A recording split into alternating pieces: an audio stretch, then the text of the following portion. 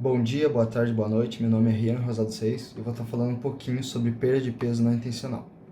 Falando sobre a definição, ela é uma perda de 5 quilos ou mais que 5% do peso habitual em 6 e 12 meses de forma não intencional. A gente pode pensar em casos de uma ingestão normal de alimentos e uma ingestão reduzida. No caso de ingestão normal, é importante saber de síndromes de má absorção e doenças metabólicas. Nas síndromes de má absorção, você tem pancreatite crônica, doença hepática crônica e distúrbios gastrointestinais. Já nas doenças metabólicas, você tem diabetes mellitus e hipertireoidismo. Agora, nos casos de ingestão reduzida, é importante saber se o paciente tem um apetite normal ou reduzido.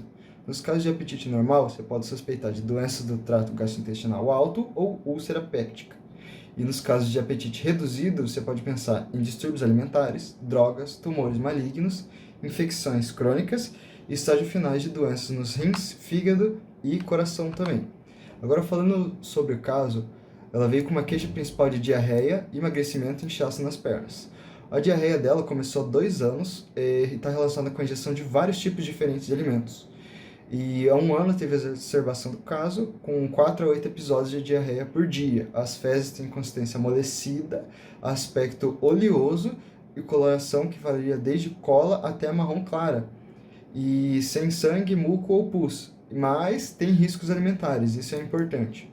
Que isso é um sinal de má absorção ou digestão. Ela mantém o apetite, isso também é importante saber por causa do nosso raciocínio. E ela teve uma perda de 15 quilos no último ano. Ela teve inchaço até os joelhos, ou seja, edema, nos últimos 6 meses de grau 3. Ela está acompanhada no serviço de hematologia por causa de uma anemia sem diagnóstico. E ela também tem amenorreia secundária há 2 anos. Ela também tem restrição de derivados de leite na dieta dela.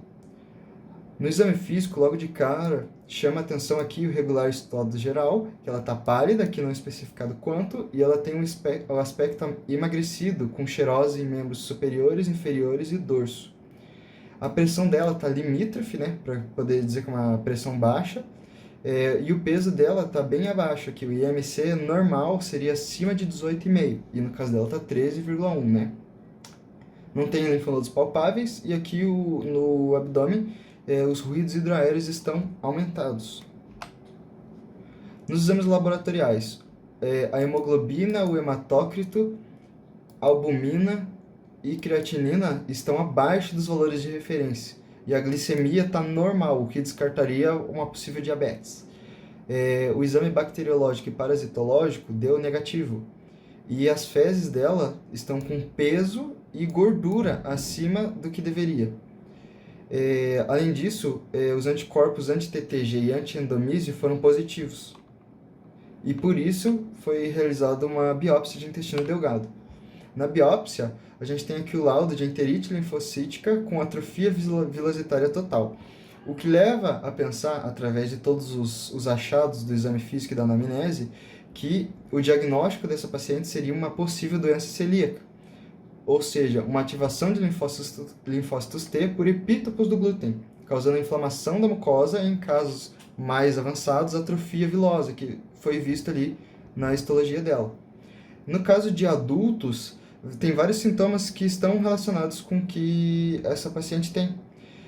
Por exemplo, a esteatorreia, a anemia, que poderia ser causada por uma deficiência da absorção de ferro, né, que é comum menos absorção na doença celíaca, né?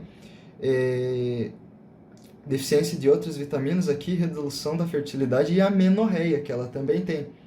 O diagnóstico é feito justamente por marcadores anti-TTG e anti-endomísio e biópsia do intestino delgado, que foi feita na paciente. Complicações possíveis são doença refratária, estupro colagênico, maior incidência de linfomas e outros carcinomas gastrointestinais. E o tratamento é remoção do glúten da dieta, e os sintomas vão ter uma remissão em cerca de 1 a 2 semanas, bem rápido, e suplementos para repor alguma deficiência, por exemplo, dela, o caso de ferro.